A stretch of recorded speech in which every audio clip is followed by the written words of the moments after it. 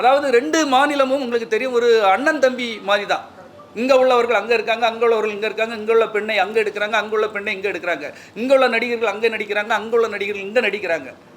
மம்முட்டி, மோகன்லால் அவர்கள், ஜெயராம் படம்லாம் இங்கே ரிலீஸ் ஆகுது, இங்கே உள்ள படங்கள்லையும் நடிக்கிறாங்க. அப்போ இங்கே உள்ள நடிகர் விஜயுடைய படங்கள், ரஜினி சார் படம், கமல் சார் படம்லாம் அங்கேயும் ஓடுது. அப்போ இது ஒரு தாயினுடைய 2 பிள்ளைகள். இந்த ஒரு ஒற்றுமை சீர்குலைக்கு எந்த ஒரு நடிகர் முயற்சி பண்ணாலும் நாங்கள் கண்டிப்பாக கலப்பை மக்களுக்கும் கண்டனம் தெரிவிப்போம். முன்னால் பிரிஜித்ராஜ் இதே ஒரு செயலை செய்தார். அப்பொழுது துணிச்சலாக அறிக்கை கொடுத்தது நான் தான்.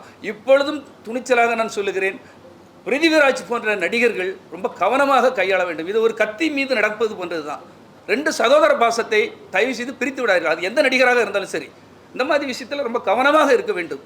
ஏனென்றால் இது ஒரு விவசாயிகள், ஏழை பாட்டாளிகளுடைய பிரச்சனை.